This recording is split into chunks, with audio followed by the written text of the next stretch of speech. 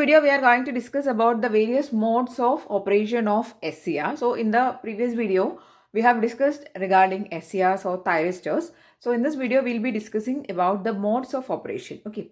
So, this is the structure or the layer structure of a SCR or silicon control rectifier. And it is having three terminals. There is an anode, there is a cathode, and then there is a gate. Okay. So, based on the polarity of voltages that we apply on these terminals, there are basically four modes of operation of SCR. That is, the first one is forward blocking mode. First, I'll write the modes, then we'll discuss all modes in detail. Okay. First one is forward blocking mode.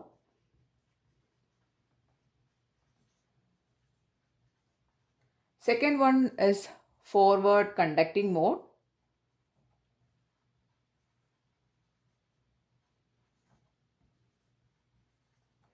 Third one is reverse blocking mode.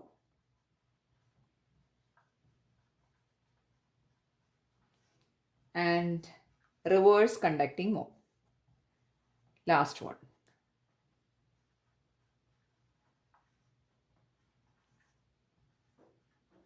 Okay. So these are the four modes of operation of a SCR. So this is again a very commonly asked type of question. Various modes of operation of SCR. How many modes are there for a SCR? These type of questions you can face. Okay. So this is the cara of a SCR. All the modes I have actually marked in this cara. Now let us discuss how each portion or each mode is happening. Okay.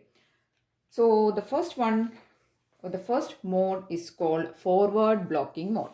Okay. So first we are going to discuss about forward blocking mode. So in the forward blocking mode, you can see that this is the structure of a SCR.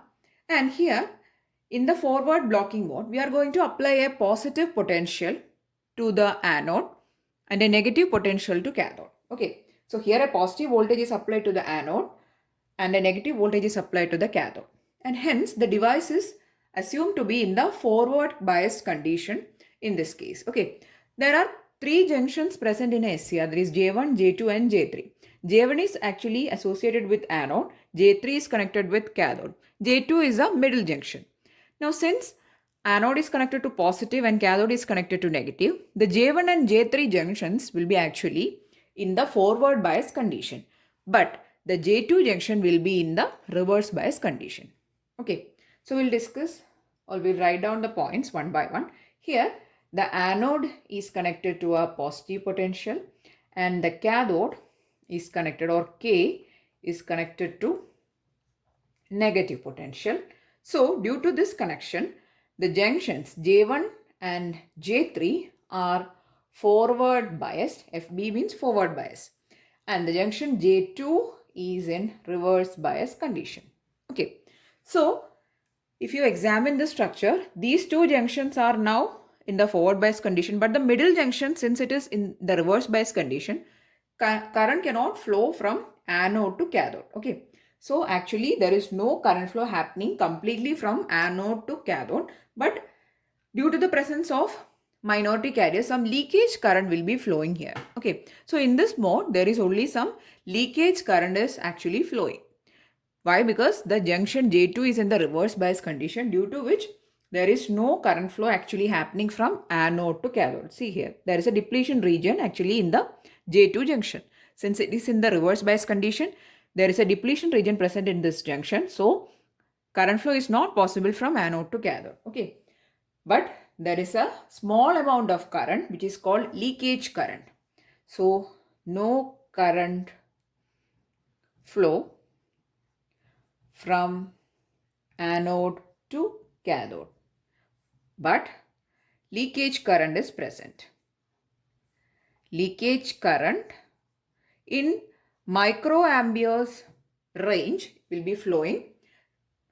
Okay, due to the presence of some minority carriers or some leakage current is actually flowing here. Okay, and that leakage current is represented with a very minute value. See here, the current in this is the branch of the graph. Okay, this branch is very less value of current, right?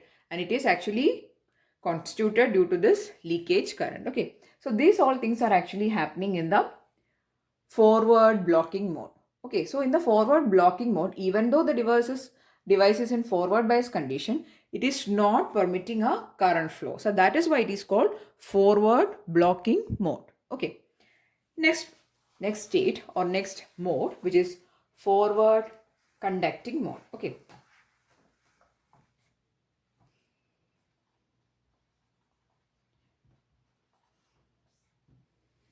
So in the forward conducting mode, consider that here in the forward blocking mode, the junctions J1 and J3 are forward biased and J2 junction is reverse biased. Okay, so consider we are going to keep on increasing the voltage at anode and cathode. So after a particular voltage level, the junction J2 will undergo a breakdown. Okay, and when the junction J2 is undergoing a breakdown, what will happen? Then there is a current flow happening from anode to cathode. And then the device will start conducting and current will be at its maximum state. Okay, so this phenomena or this state or this mode is called forward conducting mode. Okay, so this biasing or this conditions is just like the previous case. That is a forward blocking mode case itself, where J1 and J3 are forward bias, J2 is reverse bias. So what we are going to do is, here anode is connected to positive voltage supply and cathode is connected to negative voltage supply, right? So here what we are going to do is, we are going to increase this supply voltage. Okay, so when the supply voltage is increased after a particular voltage level, the device will undergo breakdown, or the junction J2 will undergo a breakdown. The junction J2 is actually reverse bias. That junction will break down, and due to which there is a current flow happening from anode to cathode. Okay, so this is called the forward conducting mode, and in this mode, see here, after this point, here the current is going on increasing till this voltage. This voltage VBO, it is called breakdown voltage or breakover voltage. Okay, and after this voltage, when we are further increasing the voltage, what will happen? See, the current is actually going to a very peak value. See, there is a bend and going high. Okay, and then the device will actually start to conduct. Earlier, even though the biasing condition was for forward bias, but due to the presence of this reverse biased J2 junction, there was no full current flow, or there was no current flow actually happening. Okay, but since the J2 junction has now break down, the current will be at its peak value. See, this is a shoot up in the current. Okay, so this state is called forward conducting state or forward conducting mode. Okay, and this voltage, see here, VBO, I have marked it to the voltage axis. So VBO is called forward break over voltage, or it can be called as forward breakdown voltage. Okay, you can call it by either name. It is either called breakover or breakdown voltage. So anyway, at this voltage, the junction J2 will be junction J2 will undergo breakdown. Okay, so the device will start to conduct. Now this breakdown voltage, or the value of this breakdown voltage, can be reduced by another method, which is called the gate triggering method. So here we have not considered the gate terminal till now. Okay, till now we have just applied a positive voltage to the anode and negative voltage to the cathode. We have not considered applying any signal to the gate terminal. Now consider that we are going to apply a gate signal, or we are going to apply some current to the gate terminal. And when a current is applied to the gate terminal, what will happen? The value of this break over voltage can be reduced. Okay, so we can explain this concept with the help of this graph. Okay, so this point I have written Ig is equal to 0, means there is no gate current applied. So the value of VBO, or the breakdown voltage, is this. Okay, now consider that I have applied a current, or I have applied a voltage or a signal to the gate terminal, and there is a gate current, and this is the value of that gate current, Ig1. Okay, And when this IG1 or when there is a current in the gate terminal, what will happen? The value of the breakover voltage has now reduced. See this voltage, I'll mark it down to the voltage axis. So this voltage is lesser than this VBO, right? Is there any confusion? No, right? So this voltage at this point is less than the VBO voltage. Why there is a reduction in the voltage happening? Because now there is a gate signal applied, or there is a current flowing through the gate terminal, and this current flowing through the gate terminal has made the breakdown of this junction faster. Okay, so when there is a signal applied to the gate terminal, the junction J2 will undergo breakdown at an earlier point, or at a faster way, or in a faster way. So the breakover voltage value can be reduced. Again, further consider that we have increased the value of the gate current. I have written the condition here. The value of IG2 is greater than IG1. So further the gate current value has been increased. Now this is the greater value of IG2, and here you can clearly see the breakover voltage is at this point. So the device will be undergoing a breakdown, or the junction J2 will undergo a breakdown at this voltage point. So there is a very high reduction happening in the value of breakover voltage. So this method is called gate triggering. Okay. So this method is called gate triggering, or changing the state of a SCR from forward blocking mode to conducting mode. Or you can simply say it as the SCR is changed from a non-conducting state to conducting state by applying of a gate signal. Okay. And this process is called latching. Okay. This is called latching process. This is a very important term, especially in the case of SCR. Okay. So what is latching?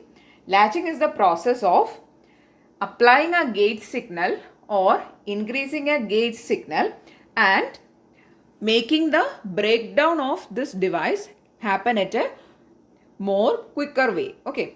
So this process is called latching. Okay. So what is called latching? The process of applying of a gate signal or gate current when there is a gate current flowing, or when there is a gate signal applied to this gate terminal. The breakdown of the device will happen at a quicker way or at a lesser voltage than the previous breakdown or breakover voltage. And this process of applying a gate signal and making the breakdown of the device to happen quicker is called latching. Okay, I hope this phenomena is understood. Okay, earlier, even though we are not applying a gate signal or a gate pulse or a gate signal, the device will undergo breakdown, but it will take some more time. But when we are applying a gate signal means the device will undergo breakdown quickly. Okay, so this process is called latching. Now consider that when the device is in conducting state, even though we have removed the gate signal, then it won't get affected. That is, once the device is in conducting state, the removal of the signal from the gate terminal won't make the device go to the non-conducting state. It will be still in the conducting state only. Okay. So this point is also important. That is, once the device has gone to the conducting state, even though we remove the gate signal, it won't affect the working of the SCR. So when will the SCR will get turned off? Okay. So the SCR will be turned off when the value of the forward current is less than the holding current. Now we will discuss all these terms, latching current, holding current, everything later, but just know that the device will get turned off only when the forward current is less than the holding current. Okay.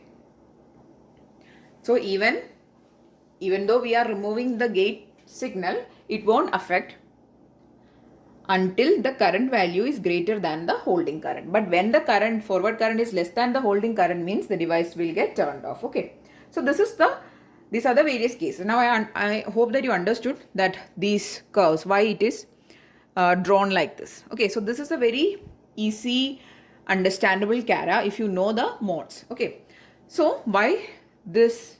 There is a curve here. Here the Ig value is 0. We have not applied any signal to the gate terminal. So the breakdown voltage is higher.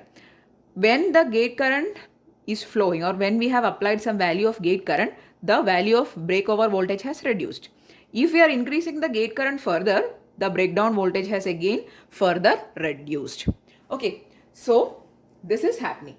So when we are applying the gate signal and when the device is undergoing breakdown, it will go to which state? Forward conducting state. So this is the second mode of operation, which is the forward conducting state. Next, the third mode of operation, which is called reverse blocking mode. So it is actually similar to that of the forward blocking mode. Only difference is that we have reversed the polarities of anode and cathode. Earlier we have applied a positive voltage or a positive signal to the anode and a negative signal to the cathode. Here we are doing the opposite. That is, we are applying a negative signal to anode and cathode we are applying a positive signal.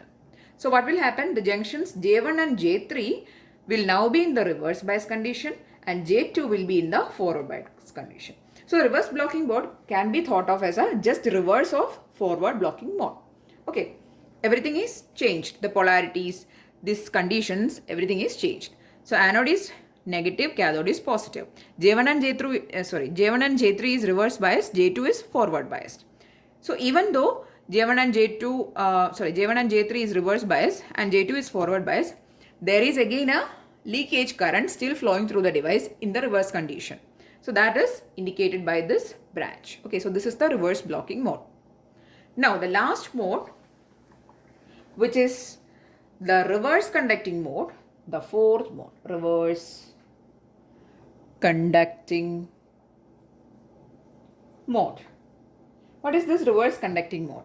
So we are keeping on increasing the reverse biased voltage. See, the case is like this. Anode is connected to a negative terminal or a negative voltage, not a terminal. It is a negative voltage. And cathode is connected to a positive voltage. Okay. So the device is in the reverse bias condition. And we are going to increase the reverse voltage value. Okay. So if we are going on increasing the reverse voltage value, the device will undergo breakdown, which is an avalanche breakdown will happen. Just like for the case of a normal diode, there will be a breakdown happening.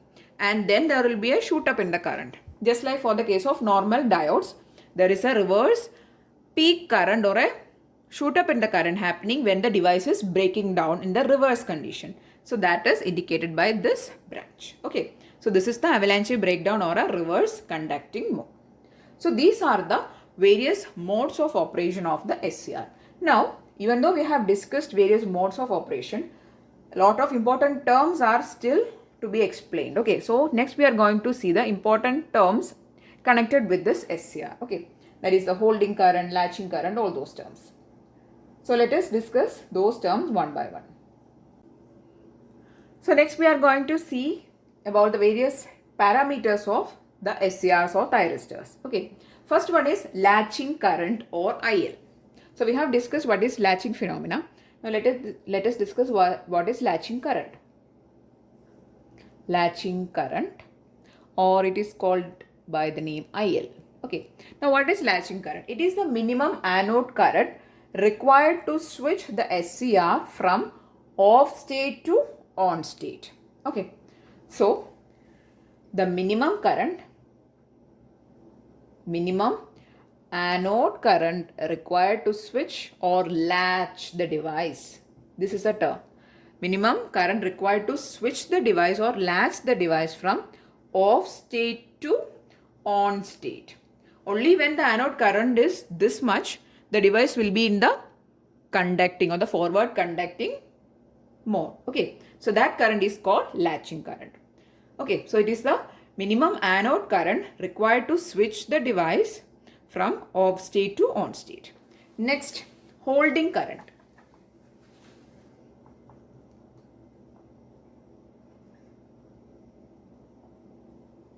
That is IH. Now what is holding current?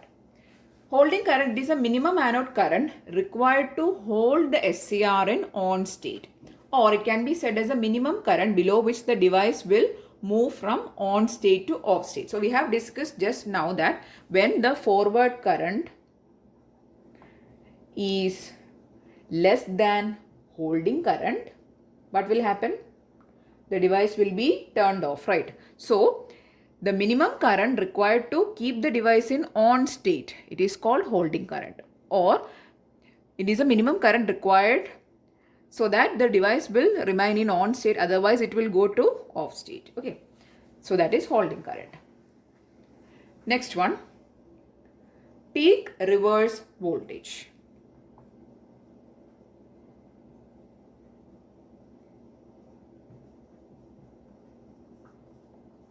Peak reverse voltage is a maximum voltage that can be applied across the SCR in reverse bias condition. The term itself is explaining peak reverse voltage. It is a maximum reverse voltage that can be applied to the SCR is called peak reverse voltage. Next term is peak inverse voltage. Peak inverse voltage means it is a maximum voltage that the device can safely withstand in its off state. So during the off state, how much maximum voltage it can withstand? Maximum voltage it can withstand is called peak inverse voltage. Okay, so these are the most important terms or parameters associated with the SCR. Okay, so the most important terms are actually holding current and latching current. These two terms are very much important. Okay, so in this video we have actually discussed regarding the modes of operation. We have discussed the CARA and how the junctions are getting affected when the voltages are applied in the various modes. All these things we have actually discussed. We have discussed what is latching, and also we have discussed what is breakover voltage, that is forward breakover voltage. Okay, so there are basically four modes of operation: forward blocking, forward conducting, reverse blocking and reverse conducting. Okay, forward blocking and reverse blocking are almost similar. Only difference is that the polarities are getting reversed in the reverse blocking case. Okay, and also we have discussed how to apply the gate signal and how the applying of gate signal and increasing of gate current will affect the reduction in the breakover voltage. Okay, so that can be explained with the help of this area of the curve.